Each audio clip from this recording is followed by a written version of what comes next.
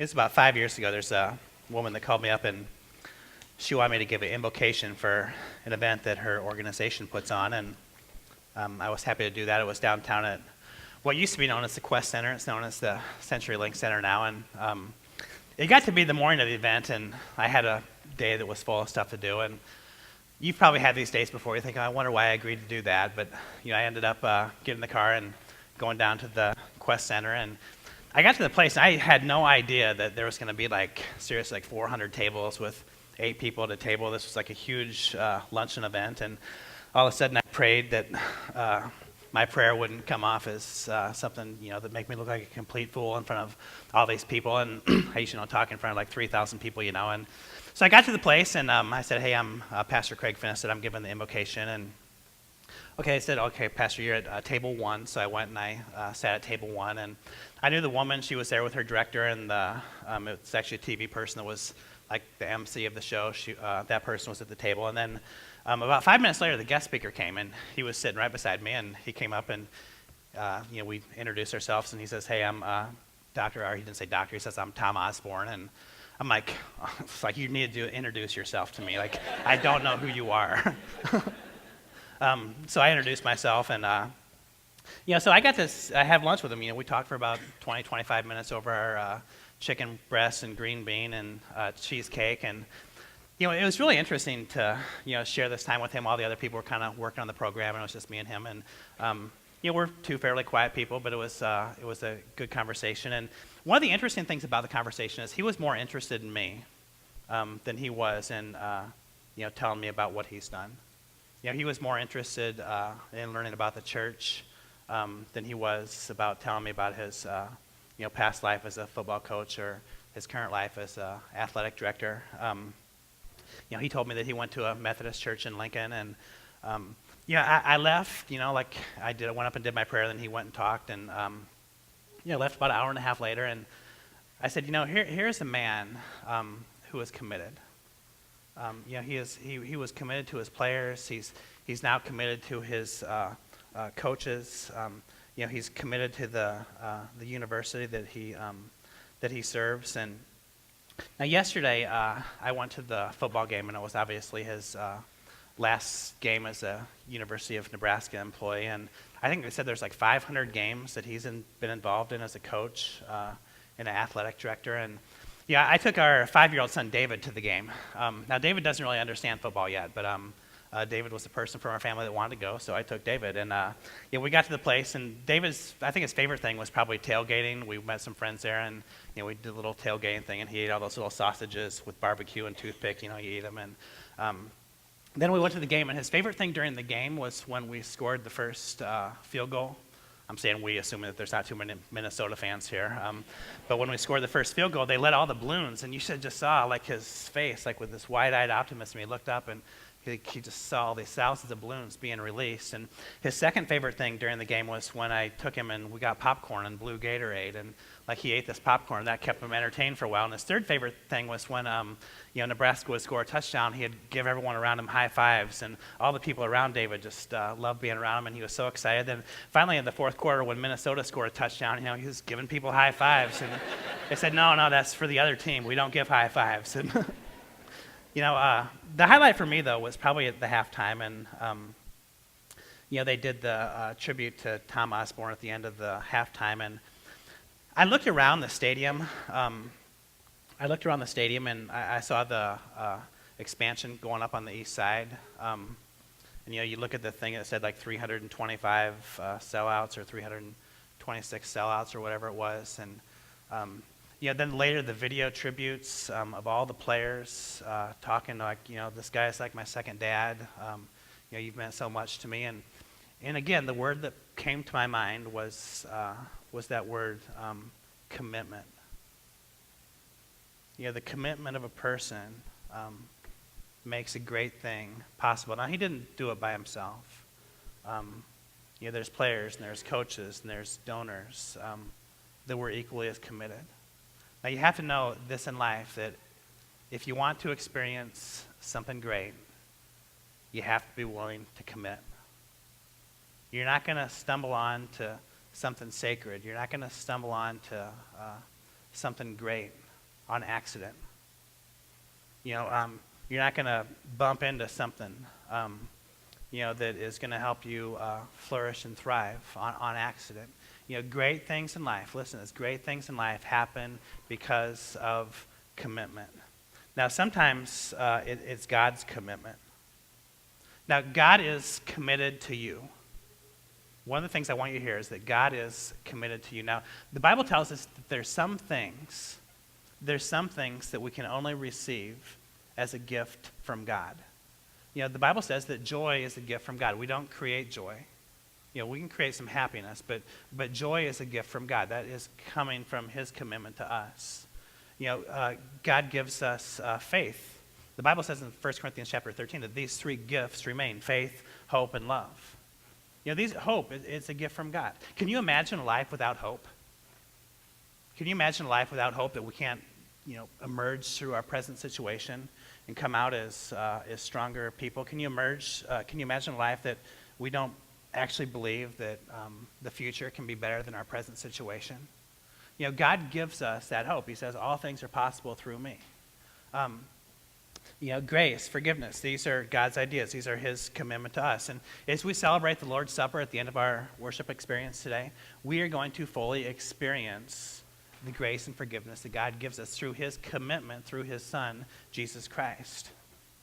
Now, sometimes the great things in life happen because of our commitment.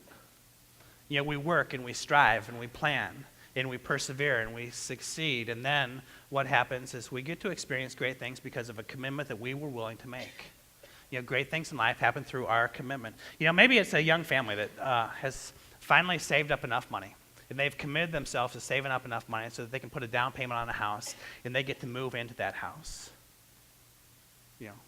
Commitment leads to blessedness. Maybe it's a person that has struggled with their weight for a long time. So what they do is they count their calories and they exercise. And when the calories that are burned exceed the calories that are taken in, a weight loss and a healthier lifestyle is going to happen. But it doesn't happen on accident. It doesn't happen overnight. It happens because of what? Commitment. Maybe it's a couple investing time and energy and prayers, and it's a couple that practices forgiveness. And what they can do then is they can experience healing in a relationship. This isn't easy. It doesn't happen overnight. But commitment can make this possible. God says, through me, all things are possible. Now, sometimes it's both, and this is where the blessedness and the holiness and the sacredness of life is most evident and most happens. This is a time when God offers his grace, and we respond to his grace with our commitment. If we find ourselves in this position, I guarantee you that this is a sweet spot of life. This is where our life begins to make most sense, when God's grace is given to us and we respond to his grace with a commitment to him and to the thing that's most important to him, his children. Now, today is the last day of our capital campaign. Now, if you're new to us and this is your first Sunday with us, and I know that every Sunday we have guests and visitors, this is going to be a very odd day for you to be with us. What I hope is that you come back next month in December. We're going to do a really cool sermon series in December, and we're not going to look at the cultural side of Christmas. We're going to look at the biblical side of Christmas and what God's original idea for Christmas was. Now, on Thanksgiving, on Thursday morning, for those of us that get the World Herald, the World Herald is going to be bigger on Thursday than any other day this year. You're going to need a forklift, to take this paper from your driveway into your living room. And there's going to be an ad from every single vendor in town that has ever thought about selling anything, telling you why you need to buy their product as opposed to somebody else's product. Now, this is not God's idea of Christmas. I'm not against giving, I'm not against receiving, but it's not God's idea of Christmas. We're going to look in December what Christmas really means. This year we got Christmas Eve, it's with Easter, it's the two best days of the year as far as the church goes. We've done in the past, we've done one Christmas Eve service, and we went to two a few years ago, and this year we're doing 3 Christmas Eve services. One of them is going to be on the 23rd of December. It's a Sunday night. It's going to be identical to the 2 that we have at 4 o'clock and 5:30 on December 24th. So we're trying to open up our doors so that more people can experience the biblical gift of Christmas that God gives to us. In January, we're going to be doing the sermon series called Soul Detox, where we try to detoxify our spiritual life and bring in God's holiness and bring in God's sacredness into our lives. We're going to look at what it means to deal with toxic people in our life. I don't know if any of you have those people in your life, but that's what we're going to be looking at. And we're going to look at how to use words, not to tear people down, but to build people up. So if this is your first Sunday with us, we want you to come back and really experience who we are. We'd love to get to know you, and we'd love to take this journey of life with us. Now, if you're not new, you know very well what I'm going to be talking about in a little bit. It's the property that we're looking at on Harrison Street. Now, you can drive by this property later this afternoon, and you're going to know two new things are going to be on this property. There's going to be a sign at the 195th Street entrance, and there's going to be a sign at the 198th Street entrance, and it's going to say Future Home of the Water's Edge Church. It's going to be really cool. People are going to be able to see how big our vision is. Not a little vision, but a great big vision where in the future this is going to be a sacred and a holy place. It's going to be a place where people can come and they can connect in God in ways that they've never connected to God before. It's going to be a place where they can come and build friendships and have healing in their relationships. It's going to be a place where young families can come and families of all ages can come and have restoration and experience a greater commitment. Here's where we are so far. Last week, we had the joint service in the auditorium. It was a great day. It was our celebration Sunday. We announced that we have over 47 families that have given over $800,000 up to this point. That's an average gift of $17,000 for each of these families. Now, that is an amazing tribute to the generosity of these 47 families. Now, we talked a little bit about some of those people, and what they did is they gave up something pretty good so that they could experience something really, really great. They accepted God's grace, and they've responded to God's grace. I told a story about one guy who said that he's not going to buy a new truck for 3 years, and he's going to give the proceeds so that we can fund these 23.3 acres on Harrison Street. There's one family that's not going to be taking a vacation for 3 years, and they're going to give this because they believe that the best use of the resources that God has given them is to help the church purchase this land so that we can build a solid foundation for generations and generations to come. I was talking to one guy. He said what he's going to do is he's going to put his retirement back a few months. He says, I'm going to give the church X amount of dollars, and he says, I kind of like my job, and this gives me an excuse to work a little bit longer. And he made this sacrificial donation by saying, I'm going to work a few more months in my position. Now, it's important to know that we're not there yet. We've raised $800,000. The goal is $1.2 million. We're not there yet. It's an interesting note that these 50 families, there's 47 of them, let's just say there's 50 of them. These 50 families fund about 2/3 of our church budget. These 50 families have gotten us 2/3 of the way to the $1.2 million. What the $1.2 million will do is it will pay for the property entirely. It will pay for the associated closing and legal costs. It will pay for the capital campaign. And then it will also pay off the debt that we have on the ministry center that we just moved into 2 weeks ago. Can you imagine that in 3 years, as a new church, we're going to be entirely debt-free? We're going to owe nobody anything. It's because of your generosity. It's because of in every time that we've ever asked you to do anything, you have done more than what we have asked. We had a dream in the early days that we were going to be a church that reached out to hurting and marginalized and poor people. Well, here's Exhibit A right here. I was thinking we'd probably get 80, 90, maybe 100. Here's Exhibit A. You guys have exceeded everything that we've ever asked. We have small groups. I don't even know what's going on anymore, and that's a good thing. We have small groups that, it wasn't even a joke. I'm funny when I don't even try to be.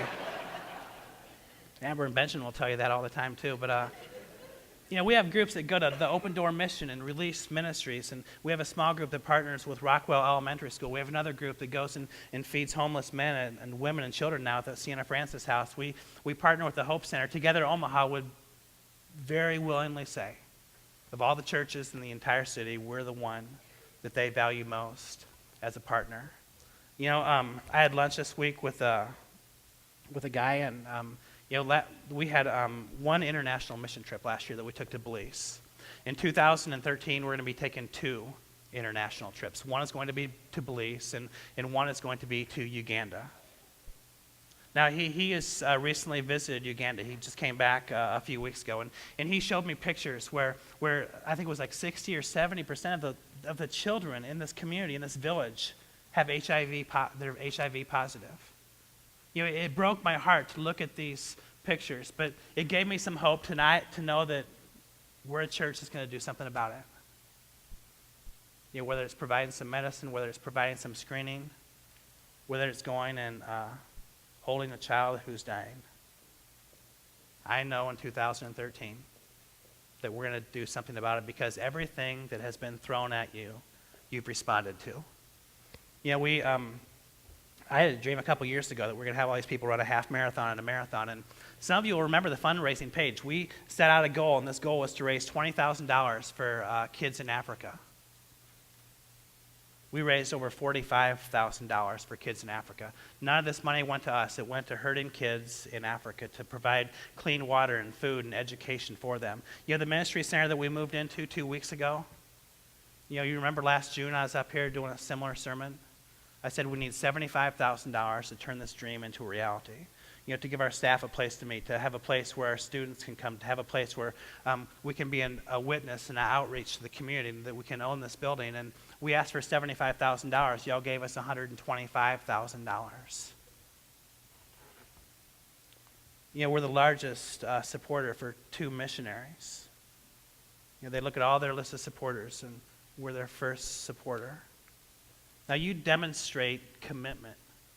You demonstrate sacrifice. You demonstrate generosity on a daily basis. Now, I want to go to the Bible text that was read a little bit ago. What Betsy read was from the Psalms, and I want to start here in verse 3. And notice in these 3 verses, what's in these 3 verses? There's actually 3 commands. The first line of each verse is a command that God gives to us, and it's always followed up with a promise. God says, if this happens, if you're committed in this way, if you do what I tell you to do, then here is my promise to you. So, number 1, trust in the Lord and do good. Then you will live safely in the land and prosper. Okay, so command number 1 we find in verse 3. Trust in the Lord and do good. Now, this was the first sermon in the sermon series. The sermon was titled, We Believe. We believe, we trust, we have faith. We believe that God can do more in 6 days than we can do in 7 days. So what we do is we take a Sabbath and we recharge, we reflect, we reorganize, we replenish, and then we start over again, because we know that God can do more in 6 of our days than we can do in 7. Now, for some of us, we give 10% of our income to the church because we believe that God can do more with 90% of our resources than we can do with 100% of our resources. We believe that this is the way that God's economics works. We believe that generosity is a virtue. One of the things we do is we trust that God can finish what we've started. We trust that God can help us to do things we haven't yet done before. We believe Jesus when he says that you can do all things through me who gives you strength. We believe when Jesus says there is absolutely nothing that is impossible when I'm helping you. Now, the third thing, we find this one, the second thing, verse 4. Delight in the Lord. Take delight in the Lord, and he will give you your heart's desires. Now, last week, the sermon was titled, We Celebrate. And what we did is we took delight. We took delight in everything that God has done. We took delight in what God is doing, and we took delight in what God will be doing. Delight, celebration, it's a part of life, and it's a part of life that we overlook. And as we head into Thanksgiving on Thursday, I pray that each of us can take delight in the goodness of God.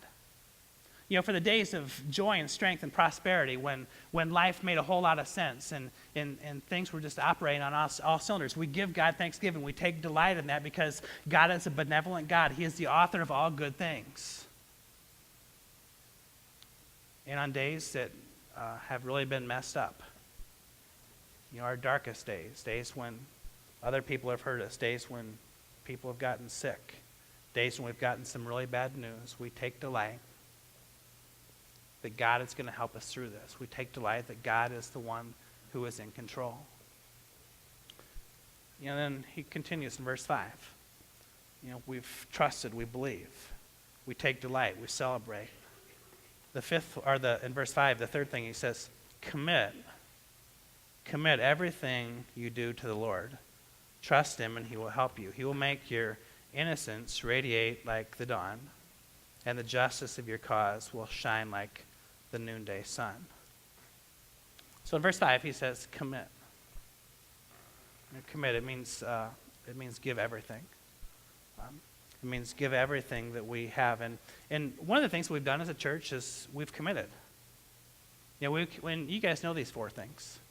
You guys could stand up here and talk about these. We commit that we're going to be growing in our relationship with God. That's one of the things that we commit. We commit that we're going to help other people grow in their relationship with God. If you get nothing else out of this church, the one thing that I hope you get is growth in your relationship with God, because through the strength of that relationship, you can be a better student. Through the strength of that relationship, you can be a better friend. Through the strength of that relationship, you can be a better parent or a better worker. We can do more through God than we can do without God. Remember we talked a few months ago about Jesus was teaching in John 15 when he says that I'm the vine and you're the branches, and with me there's nothing you can't do, and apart from me you can do nothing. The primary purpose of the local church is to help the people connect with God and flourish in that relationship. Now, it goes deeper than that. There's other things that we as a church strive to do. One of them is that we connect people to each other. We encourage people. We invite other people. I think one of my biggest joys as a pastor is when I see friendships that are being formed, when I see relationships that are growing deeper. I was talking to a man before the service a little bit ago, and he was telling me how his small group had a chili feed last night. And they all got together and they just hung out together. And that conversation brought joy to my heart, because previously unconnected people are now becoming connected. Previously, when people were alone, they now have relationships of encouragement and support. I look down here in the front row on my left-hand side, and I see all these girls. I know y'all are in the same small group, and I love seeing stuff like that. I love to see friendships being forged. I love it when we start small groups, and I look on my Facebook account, and I see that so-and-so is now a friend with so-and-so, and every time I see that, I smile. Because I know that God has not created us to live in terrifying isolation where we try to take this world on by ourselves, but God has given us each other so that we could have some blessed friendships, some support, some accountability, some encouragement, so that we have someone to celebrate those good days with, and we have someone to help us make us through the hard days. The word, I want to teach you the French word. The word is peloton. And this word was originally used in the Napoleon Wars, and they would continue to use the word in World War I and World War II. And what peloton means in French, it means a small ball. So when the armies would attack, or later on in World War I or World War II when the bombs would come, everyone would crumble up together, and they would get together. And they'd get really close into this little ball, and they would call that a peloton, because they know that there is strength in numbers. We're not isolated. We're not by ourselves. We're not in this position of vulnerability, but we're together in a position of strength. Now, for those of you who follow sports, you know that the word peloton has another meaning. In bicycling, like in the Tour de France, they would call the main group of riders, they would call that group the peloton. Now, what happens is in the beginning of the race, especially like on the flat stages where they're not climbing mountains, what will happen is there'll be a group usually of 2 to 10 riders who will try to make a break, because they know that they have no chance of winning the race because they're not a sprinter, and when all the bicycles come in at the same time, it's the guys who are really fast at the end who are going to win the race. So what happens is some guys will try to go on a breakaway. They may get 4 minutes ahead, they may get 8 minutes ahead of the great big mass of the riders, 150 of them, and it's so cool to see them all driving through the French countryside in their bright jerseys. And about halfway through the race, generally what happens is the peloton starts to organize, and they chase the group of leaders down. And 99 times out of 100, they catch these guys. Now, the reason why is because they take turns taking the lead. You'll see one team take the lead for a couple miles, and then another team will come up alongside them, and they'll get behind them in what's called the slipstream. So when you're in the peloton, what's happening is you're only using about 40 to 50% of the effort that you would use if you're all out there on the road by yourself. In the group of 150 riders, 99 times out of 100 will chase down the group of 2 riders or the group of 10 riders or the guy that's tried to make a break on his own. And because the work is shared. Life is easier. I think it's incredible to think of the church as a peloton. And when I do weddings, I obviously do a lot of them, and I always try to make the sermon a little bit different, but one thing I always say is that God's plan for you in your marriage is that the 2 of you could become more together than both of you could have become as individuals. And the church is that way as well, that we can become more together as the body of Christ than all of us could have become as individuals. So we commit to God. We commit to growing in that relationship. We commit to each other. The next thing we do is we commit to families and strengthening families. And I don't care if your kids are back there for the first time and they're 3 weeks old, or if your kids have kids that are out of high school. One of the things that the church does is help the primary unit that God has instituted in this world to help the world thrive, and that is the family. One of the things I hope when we have a building out there is that this is a place that families can come for hope. It's a place that families can come from healing. It's a place where young parents can be equipped. It's a place where grandparents can help the young parents, by giving them some relief and some advice. It's amazing. It's amazing. There's few things in life that are more beautiful than families that are being healed. And Amber and I and Benjamin and David a few years ago, I think Benjamin was probably in about 3rd or 4th grade at the time, so this was probably 2 or 3 years ago. We went on a vacation with 2 other families to Disney World, and we were on a shuttle bus between the hotel and one of the theme parks or something like that, and 2 brothers from one of the other families got in a little bit of a altercation, and brothers tend to do that once in a while. And one of them sat by Benjamin, one of them was kind of in the front of the shuttle bus by himself, and Amber and I were listening to Benjamin, the 3rd, 4th grader, and couldn't believe what he was saying. Benjamin's coming up now. He's leaving, so he must not like this story. I won't mention the other 2 kids. But he was saying, when I'm in conflict with someone, what I try to do is I try to listen to them, and I try to put myself in their shoes. And we got off the shuttle bus, and one brother actually said to Benjamin, he says, I'm going to go talk to my brother, and we're going to work things out. Benjamin later told me, he says, when they said that to each other, that was just music to my ears. And it's music to God's ears when we thrive in our relationships. It's music to God's ears when the church helps the family prevail. Now, the last thing we commit to doing, we commit to God, we commit to each other, we commit to helping families, we commit to serving poor, hurting, and marginalized people. I've showed y'all how we do this. And you guys do this. You do this every day. I think the thing that this church does better than everything, better than all things, is it reaches out to people who are hurting. We're going to ask you guys to commit in a little bit to a piece of land, and later there's going to be a building on that land, and we'll come back in a couple years and we'll ask you to commit again. But that's not the church. That's the place where the church is.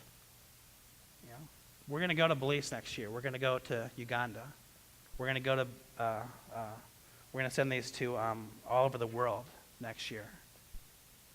That's the church. It's committing to those people that God is committed to. Now, here's how this goes. Most of you received a pledge card in the mail this week.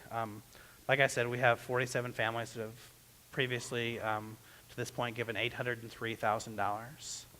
Now, for us to achieve our goal, for us to exceed our goal, and I have a feeling when we announce the results in a few weeks that we're going to exceed the challenge goal of $1.2 million. But for this to happen, there's going to have to be additional sacrifice that takes place. Now, it's important to know that this is a 3-year pledge. We're not expecting all the money up front. We're not expecting all the money the first year. This is a 3-year pledge. Now, I would say this, if you haven't filled this out yet and you haven't really thought about this much, now's not the time to be doing this. Take it home this week. This is a big decision. Take it home this week. Pray about it. Think about it. We're going to be here next week. Our office is going to be open this week. This is not a decision that we're going to enter into lightly. So if you've come this morning and you feel guilty that you haven't turned one out, if you're not ready to do that, then don't do it. I would say this too. We had a sermon a couple weeks ago where I said that God loves a cheerful giver. If this doesn't bring you joy to your life, if you're feeling like you're being guilted into this because everyone else is doing it, I don't want you to do it. God loves a cheer. If you don't think that this is the best investment that you can make, if this isn't something that you're comfortable with, then just know that the church is still here and that we love you. This isn't about raising money. This is about funding a vision. Now, in a little bit, we're going to be taking the offering. And at this time, if you're comfortable, just bring your pledge card forward. The 3 years will start on December 11th. It will go for 3 years after that. But I just want to lead us in a time of prayer, and after that, I'm going to serve as communion. So let's go to God and pray, Lord.